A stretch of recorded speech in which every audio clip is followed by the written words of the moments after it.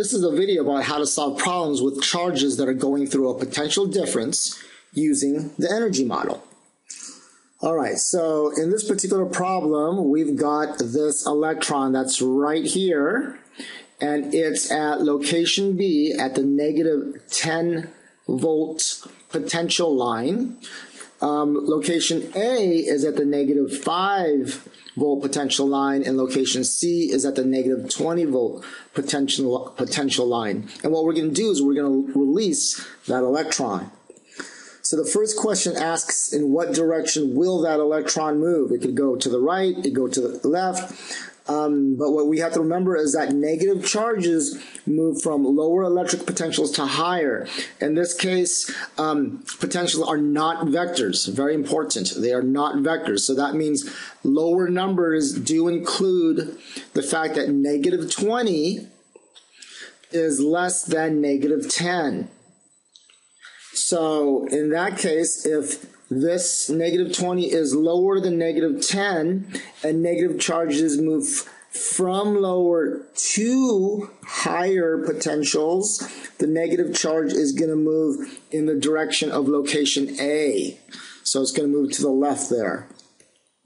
All right, for part 2 of this question, we're going to use the energy model. And as we know, or as we should know, the energy model, there's more than one way of doing it. So let's remember Mr.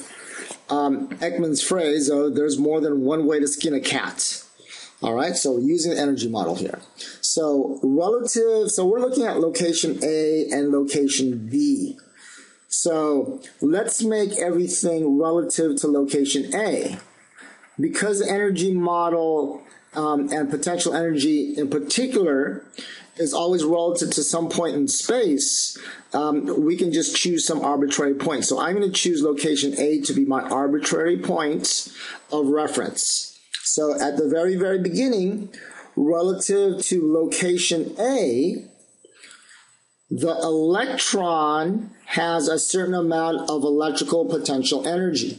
And it's that amount right there. It's not moving, so there's no kinetic energy. Again, this is all relative to location A. When it gets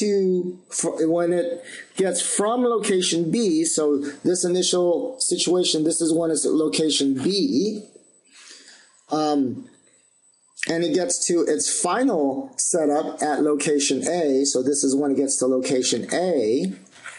Okay, remember we said we were going to make everything relative to location A. So relative to location A, there would be no electrical potential energy, but because it's moving, it now has kinetic energy. So our statement would be that energy is conserved. There's no energy coming into our system or leaving it.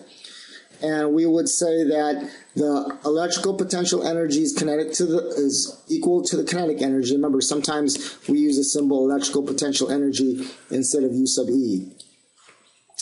We know that U sub E, the equation is Q delta V, and that's equal to K. But remember what we said about delta V.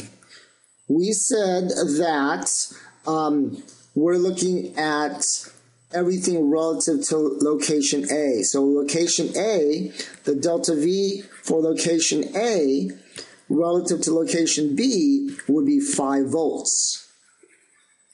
Okay, so the amount of kinetic energy this object has is equal to the amount of the amount of kinetic energy it has when it gets to location A is equal to the amount of electrical potential energy it had when it was at location B. Okay? All right, and in this case, that's kind of hard to see, but our answer is 8 times 10 to the minus 19 joules.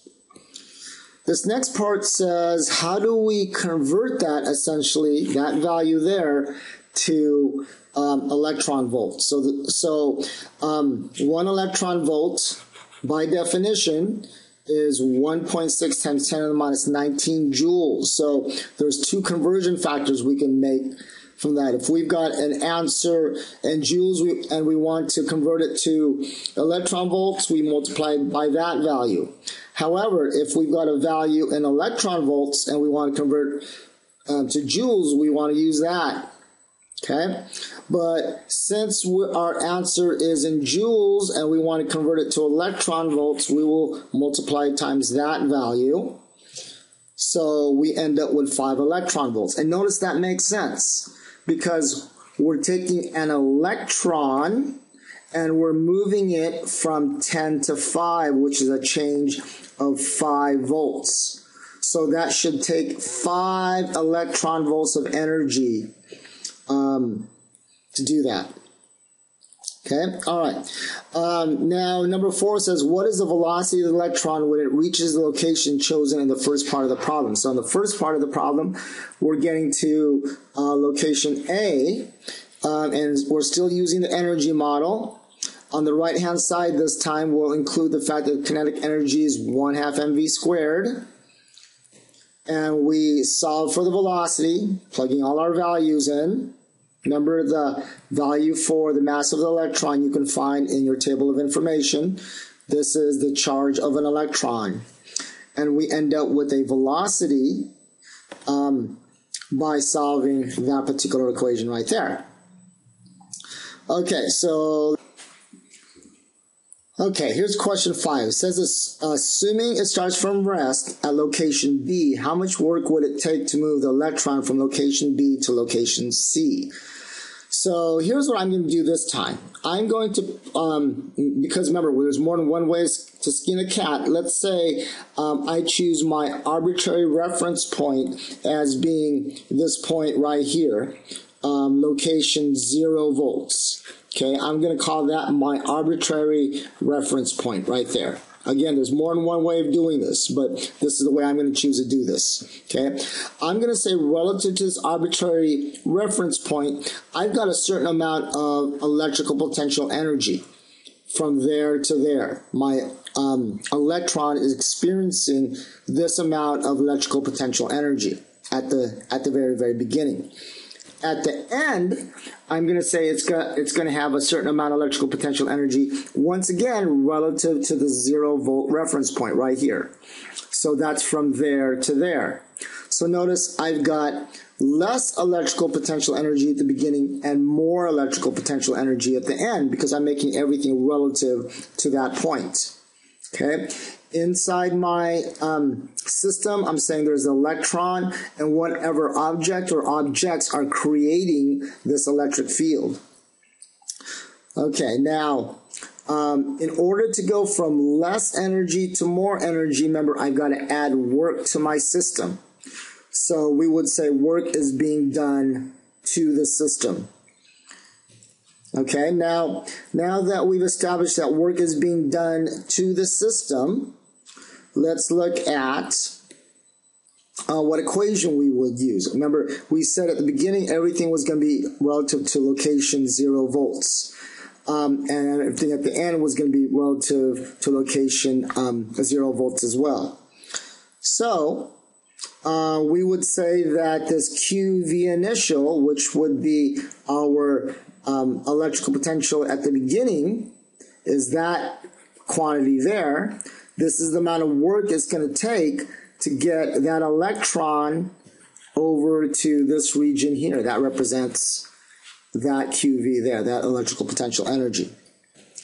All right, so if we solve this for work, I get QV final minus QV initial. But let's remember, everything is measured relative to 0 volts.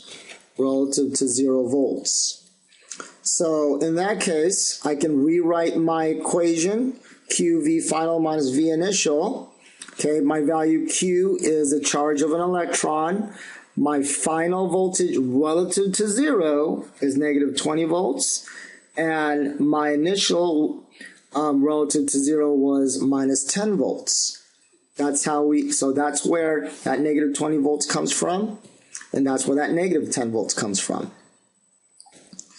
Okay, question 6, what we're doing here is we're taking the answer for question 5 and once again converting it from joules to electron volts. So I'm going to let you do this on your own. If you get stuck, go look at question number 3.